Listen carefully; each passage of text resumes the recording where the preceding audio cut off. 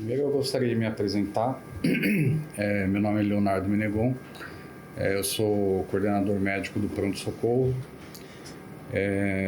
Eu tenho formação em clínica médica e medicina intensiva, sou formado na Unicamp desde 1998 e desde 2001 eu trabalho com urgência e emergência. Desde que eu assumi o serviço de coordenação médica aqui do pronto-socorro, o objetivo do trabalho sempre foi o mesmo e continua sendo o mesmo, que é oferecer o melhor serviço de saúde para toda a comunidade de Oswaldo Cruz e região que o pronto-socorro abrange, né? E o trabalho sempre foi pautado com esse objetivo. Nos entristece muito, tanto a mim quanto aos colegas médicos que fazem parte da equipe de plantonista, quanto às equipes de enfermagem, todos esses eventos que ocorreram nesses últimos tempos. Nós somos seres humanos, nós estamos aqui fazendo o nosso melhor e nós não somos imunes a todas essas tragédias que acontecem. O sentimento de luto, de tristeza e que comove toda a comunidade também nos comove. Nós somos pessoas, nós somos seres humanos, nós somos profissionais que saímos de casa todos os dias dispostos a fazer o melhor para quem precisa da gente, né? Então, eu gostaria só de colocar essa apresentação, porque nesses momentos a parte emocional ela acaba se sobressaindo à parte racional.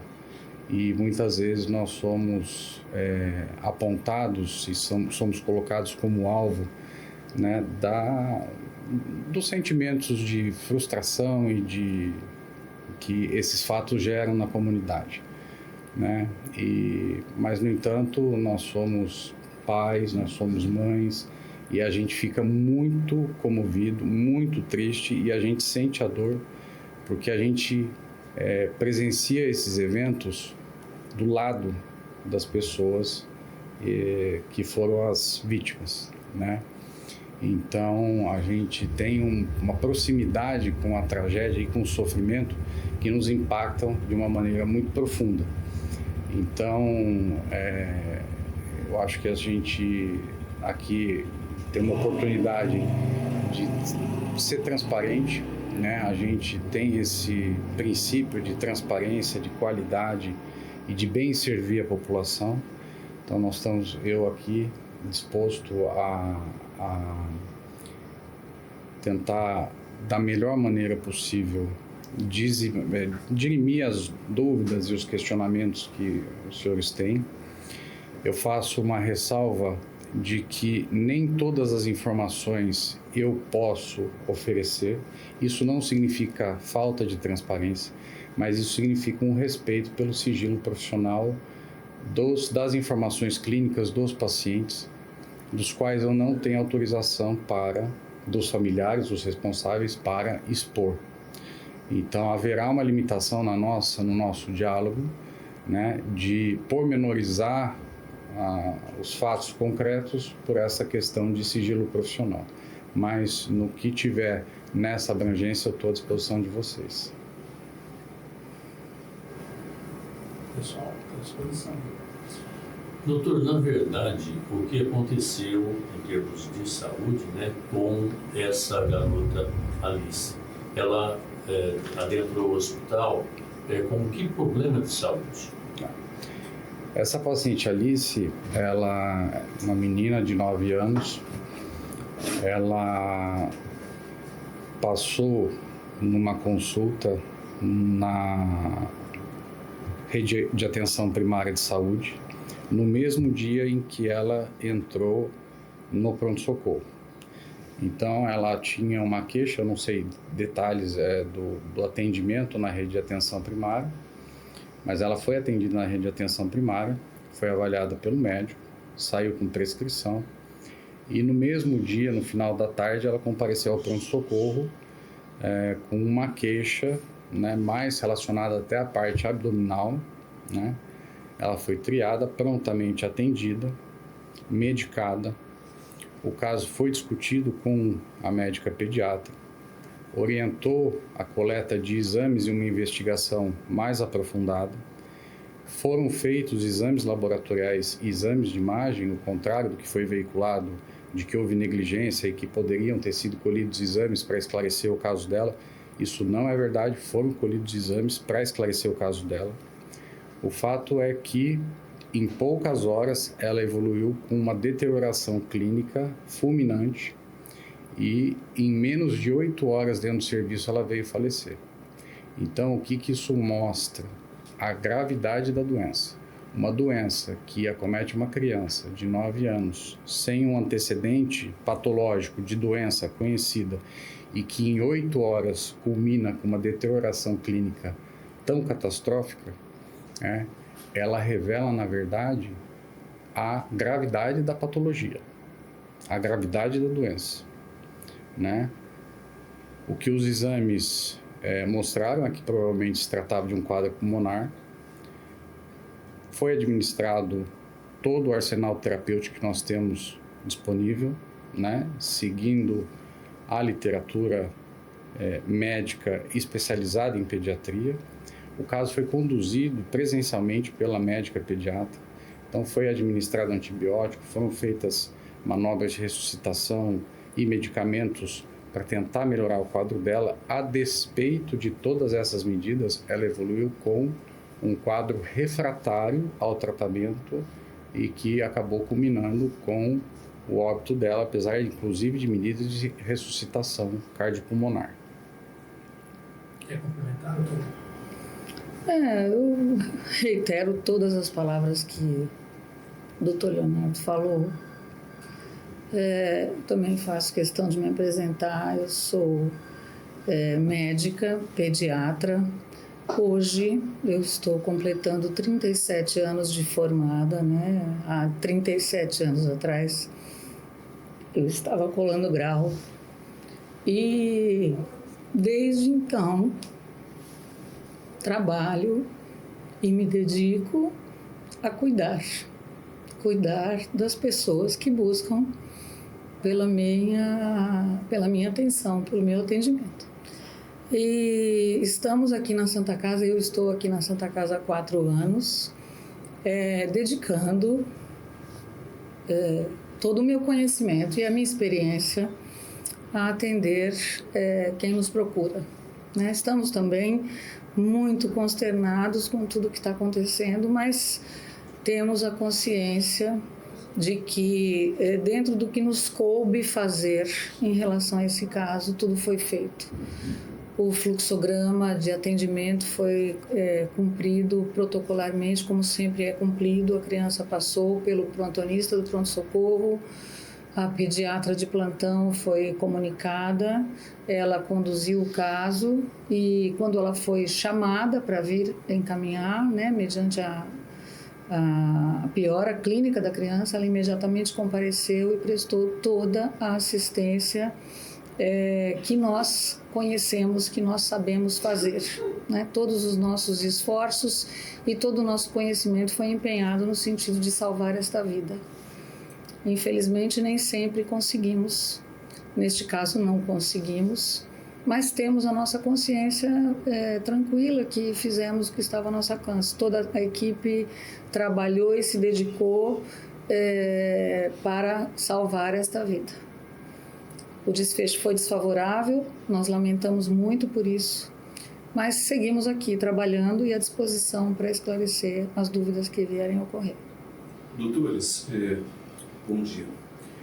Uma dúvida que paira sobre a população, sobre os munícipes, é quem atende. Vocês aqui apresentaram para a gente a vasta experiência, mas no front, quem está lá, normalmente não são os doutores, né? Existe, no momento em que dê a entrada algum paciente, essa criança, por exemplo, a comunicação com outros médicos para que o diagnóstico seja mais preciso diante da situação apresentada?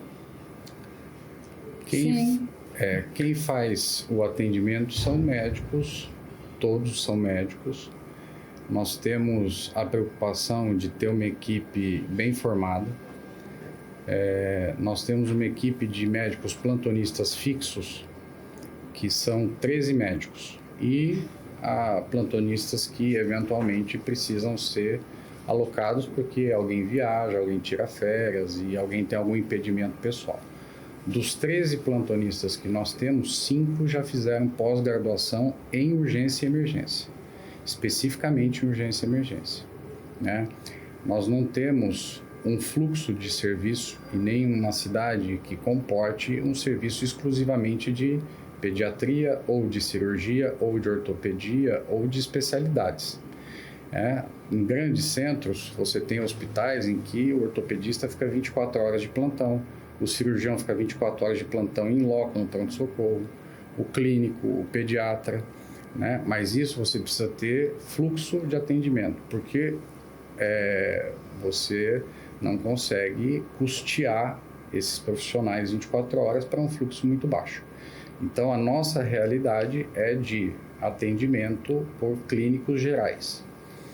No entanto, a gente tem essa preocupação e 40% do nosso corpo de plantonistas fixos, eles têm especialização em urgência e emergência, então estão mais habilitados e mais capacitados para o atendimento desses pacientes. Não, porque nós não atendemos só faixa pediátrica, nós atendemos adultos, nós atendemos ortopedia, nós atendemos cirurgia, né? Trauma, nós estamos numa região de rodovia, nós atendemos muito trauma, então a capacitação ela tem que ser bastante genérica. Nós dispomos de equipes de retaguarda, de cardiologia, de cirurgia, de clínica médica, de pediatria, de ginecologia e obstetrícia. E ortopedia. Então, essas equipes, elas trabalham em regime de retaguarda, né? Ficam em plantão, que a gente chama de plantão à distância ou plantão de disponibilidade. Quando há um caso de maior complexidade, esses médicos são acionados e, havendo a necessidade, esses médicos comparecem ao serviço para prestar em loco o atendimento, que foi o que aconteceu. Nesse caso em específico, né, para a gente ter um diagnóstico definitivo mais elucidativo, seria necessário encaminhar o corpo para o serviço de verificação de óbito, mas não houve não foi permitido esse trâmite. Então, nós ficamos com o diagnóstico que os exames que nós temos disponíveis de sangue, radiografia e clínico nos trouxeram. Então, nós tivemos um diagnóstico preciso, nós tivemos a retaguarda da especialidade presente, mas, apesar disto, a evolução da doença, ela se mostrou trágica e catastrófica. É uma evolução que a gente não costuma ver.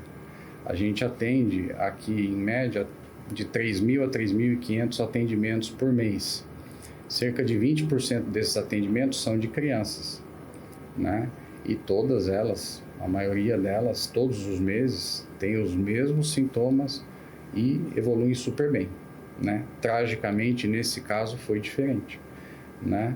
E não por a falta de capacidade das equipes médicas de enfermagem, não por uma falta de diagnóstico preciso, não por falta de especialista em pediatria presente no atendimento, mas sim por gravidade da patologia, da doença. Existe alguma relação, doutores, deste caso com os outros óbitos de crianças deste ano? Dá para fazer uma leitura nesse sentido ou não tem relação com... Não. Não, porque existe um distanciamento muito grande, né? Cada caso ocorreu num período aí de 2 a 3 meses de intervalo entre um e outro. Essas crianças não tiveram comunicação entre si. Nós não sabemos, inclusive, até esse momento, qual foi o agente causal dessa infecção que provocou esse quadro tão grave nessa menina. Na verdade, são 3 os fatores que influenciam na evolução de uma infecção. A qualidade do hospedeiro, que seria o paciente, se ele tem uma boa saúde ou se ele tem alguma doença de base, determina se essa doença vai evoluir mal ou não. A quantidade de micro-organismos que invadem o organismo do paciente e a virulência do micro-organismo. né? E a gente não conhece até o momento qual foi o micro-organismo que causou e nem a sua virulência. Nós não sabemos se essa criança tinha uma doença de base prévia, provavelmente desconhecida, era uma criança rígida, saudável, mas às vezes a gente é surpreendido com alguma coisa. De fato, nós necessitaríamos desse exame pós-óbito para poder esclarecer melhor esse caso. Mas é exatamente isso, a virulência do agente invasor pode determinar essa evolução rápida e fatal. Como a gente acolheu agora na sexta-feira de manhã uma criança proveniente de Inúbia Paulista que já chegou aqui no hospital em óbito com uma história muito semelhante. Ela tinha tido febre no dia anterior, passou no posto, foi prescrito antibiótico, a família administrou e na madrugada a criança simplesmente evoluiu a óbito em casa. Então, provavelmente também tenha sido um agente muito virulento que levou a uma evolução tão rápida e incomum na faixa etária pediátrica.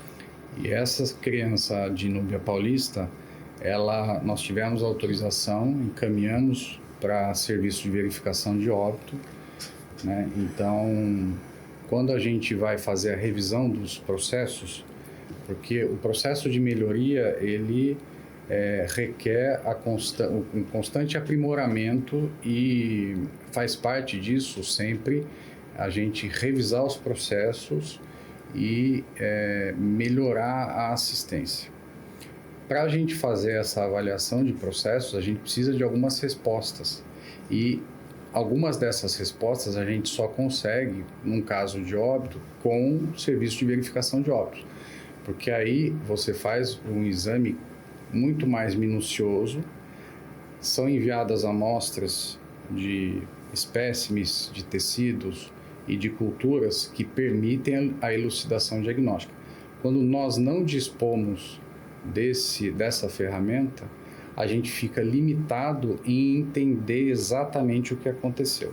Então a gente faz algumas deduções baseadas em probabilidades, mas que nem sempre chega com exatidão à resposta que a gente precisaria.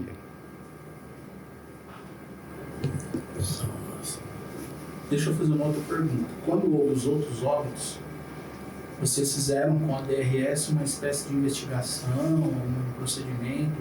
Houve algum resultado para vocês? Sim. Já que os ajude hoje? Sim. Com base naqueles outros casos? Sim. Nós tivemos entre os meses de julho e setembro, nós tivemos um caso que foi no... Menino de 1 ano.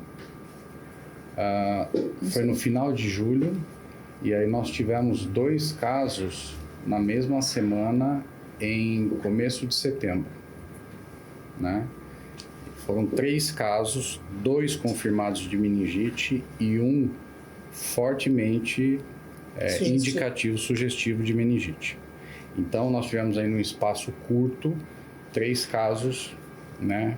2 confirmados e 1 provável de meningite. As amostras foram, 2 dessas amostras foram encaminhadas para análise e aí a gente teve o resultado. Foi detectado uma bactéria no líquor de uma dessas crianças que ela é resistente ao antibiótico que hoje é recomendado pela Sociedade Brasileira de Pediatria e de Infectologia para o tratamento de meningite. Então, vejam a complexidade e a gravidade do problema, né? Nós tivemos um caso que a bactéria que causou a meningite, ela era resistente ao antibiótico que a gente tem disponível. Como que a gente ficou sabendo? A gente teve o resultado da cultura e aí nós fizemos a gente estabeleceu um time de resposta rápida com autoridades municipais, então participou a Prefeitura, Secretaria de Saúde, Marcelo, infectologista, eu como coordenador do pronto-socorro, administração da Santa Casa, provedoria, com a DRS e a Vigilância Epidemiológica do Estado de São Paulo.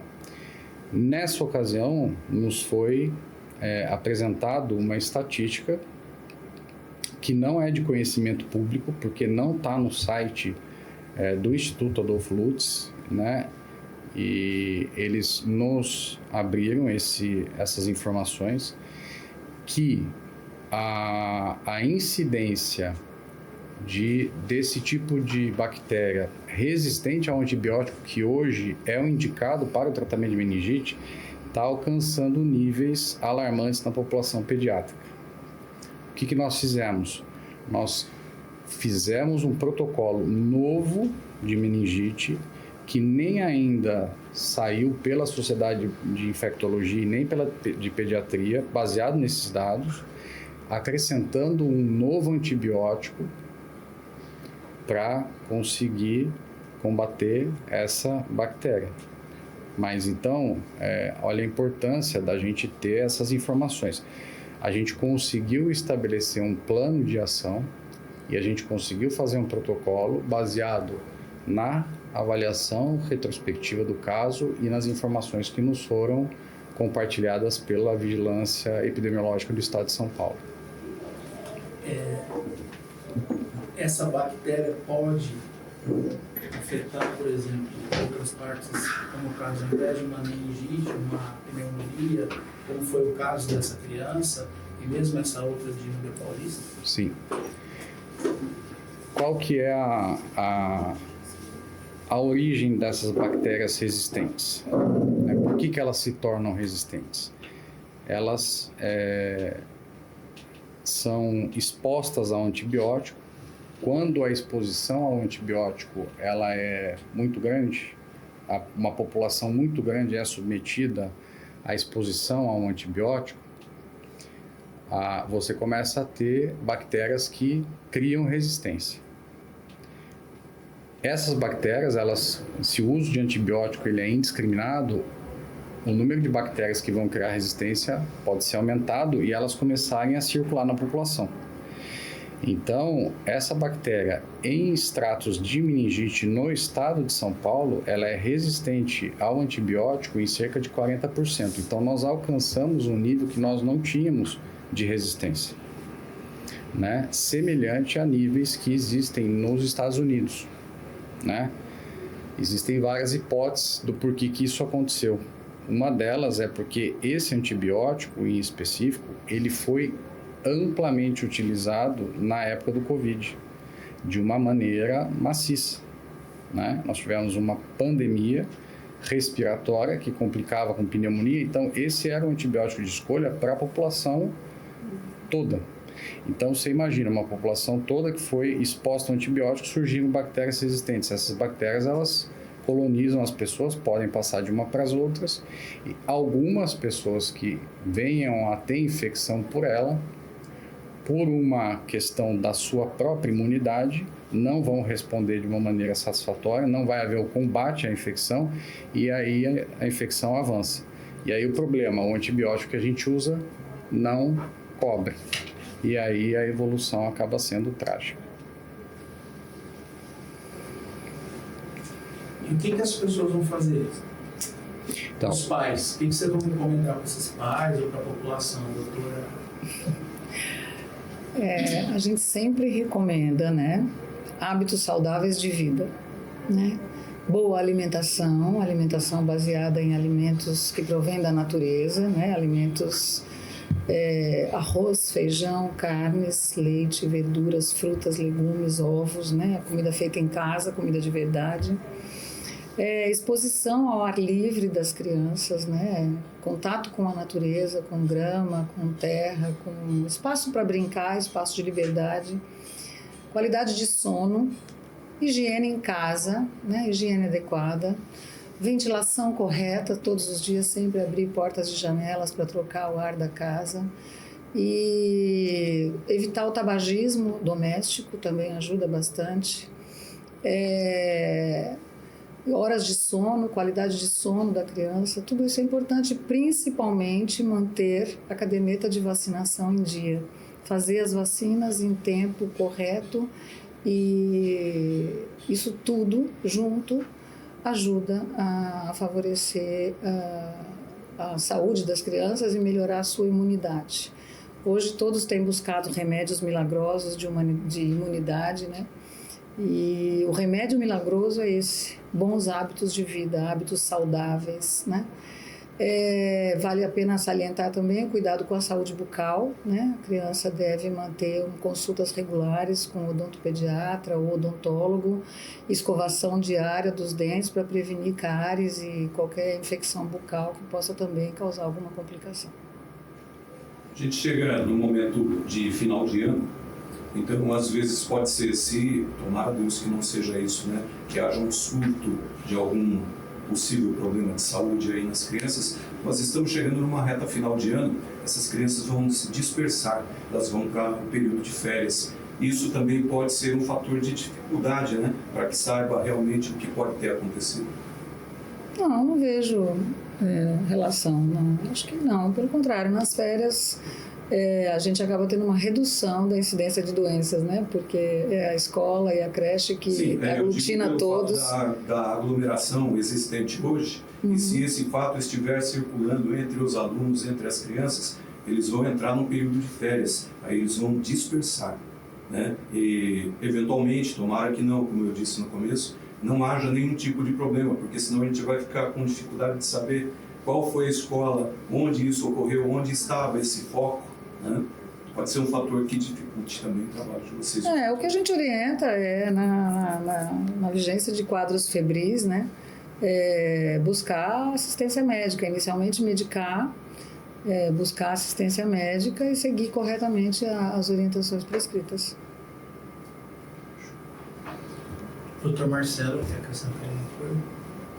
Então, só um gancho no que o Dr. Menegon falou, a respeito dessa questão da resistência, né, do antimicrobiano, e foi feita também uma ação, né, em conjunto nossa, do hospital, junto com a atenção básica, que a resistência do antimicrobiano vem mesmo realmente, a grande parte vem do uso indiscriminado que foi feito durante a pandemia, mas a gente tem que lembrar também que o primeiro acesso que o paciente tem ao antimicrobiano é na atenção básica, né? Que o paciente precisa de uma receita, ele precisa conseguir a receita em algum lugar para começar a tomar um antimicrobiano. Então, foi feito um trabalho, eu e o Dr. Menegon fizemos um trabalho junto com a atenção básica, o Dr. Menegon confeccionou um protocolo para atenção básica de uso de antimicrobiano, uso racional de antimicrobiano, no qual eu revisei esse protocolo e a gente passou para a atenção básica.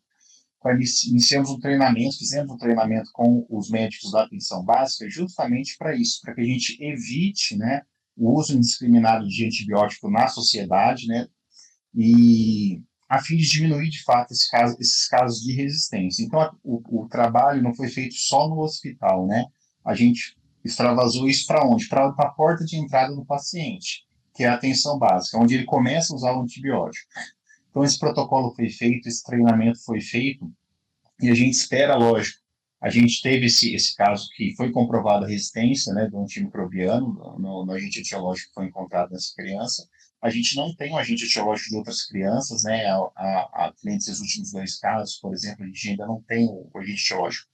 Então, o que eu quero dizer é que esse trabalho, né, a resistência, quando ela está na sociedade, resistência ao antimicrobiano, alguma bactéria tem essa resistência antimicrobiana, essa resistência não perdura para o resto da vida dentro da sociedade. Essa resistência, as bactérias se mutam muito rápido, do mesmo jeito que ela adquire uma resistência muito rápido, a bactéria perde essa resistência também de maneira rápida. Como que ela vai perder de maneira rápida? Com o uso racional de antibiótico. Então, esse trabalho foi feito na atenção básica e a gente espera colher os frutos, claro, conforme o tempo, né? Então, é importante a gente salientar esse ponto aí na fala do Dr. Menegon. O que vocês podem dizer para as pessoas que muitas vezes estão pautando a sua vida e às vezes as mães ficam desesperadas com base em manifestações de que houve negligência e etc. Como é que vocês recomendam que as pessoas leiam esses conteúdos e possam reagir de uma forma que a população não fique tão desesperada como tem feito? Olha, eu diria que é um momento de cautela, né? Eu havia dito anteriormente que nesses momentos as pessoas, no calor da emoção, elas acabam se manifestando de maneiras que não são as mais apropriadas. A gente entende essas respostas emocionais, né?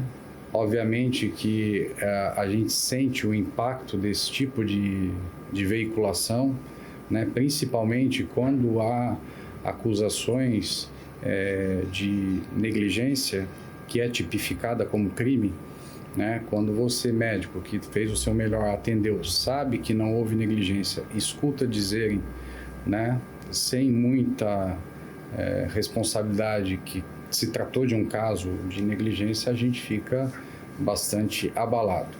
Mas a gente não pode se deixar contaminar por esse tipo de sentimento, porque é um sentimento que está fora da gente. Se a gente colocar ele para dentro da gente, isso vai acabar atrapalhando o nosso trabalho. Isso é tão impactante que nesses eventos nós tivemos médicos que pediram para sair dos plantões, porque eles não se sentiam, eles ficaram traumatizados e não se sentiam mais à vontade para trabalhar aqui. Eles continuam trabalhando em outros lugares, eles não largaram a medicina, mas eles não se sentem mais confortáveis para trabalhar aqui, né? E são ótimos profissionais. Então existe até um efeito colateral dessa postura mais agressiva, que é você afastar os bons profissionais que estão aqui fazendo o seu melhor, prestando o melhor atendimento, né, com as condições que nós temos disponíveis. Então, o pedido é de cautela, né? Nós estamos aqui fazendo um trabalho sério. A nossa prioridade é a vida e o bem-estar da comunidade, né, da saúde da comunidade. Nosso propósito é servir as pessoas da melhor maneira possível, né? Então esse é o apelo, né, de que a gente aqui está trabalhando sério, né? Nós estamos em constante processo de aprimoramento e que as pessoas tenham essa compreensão, né, de que toda a seriedade que é necessária ter com a vida e com a saúde das pessoas, nós estamos tendo. Nós temos médicos no pronto-socorro para estar suprindo toda essa situação, e a equipe, como fica de retaguarda, é ligado no mesmo momento, é chamado, é acionado e vem todo mundo, gente, tá? Então a gente também, né, sente muito por tudo isso. Como o doutor falou, a gente não tem noção do que está acontecendo, tá? Mas graças à mãe, essa última, né, que se prontificou a liberar, fazer o serviço de verificação de óbito, né, doutor? Nós vamos ter um norte, acreditamos, tá? Foi aberta uma sindicância. Foi aberta uma sindicância, tá? Do qual nós fazemos parte, a mesa, nós, alguns membros da equipe, também médica, enfermagem, tá? Pra gente ver dentro do que é possível tá apurando, tá? Como nós também acionamos, pedimos ajuda do Ministério Público, né? E foi encaminhado ao Ministério Público, a Polícia Civil, que também está investigando, tá? Então, o maior interessado nisso é a própria Santa Casa. Né? Sim, sem dúvida. E assim que a gente tiver alguns dados, a gente pode divulgar também, assim que vier os resultados, né? Demora um pouco, porque é um processo, mas a gente com certeza faz questão de divulgar para a população para, né, dar uma resposta também do que está acontecendo.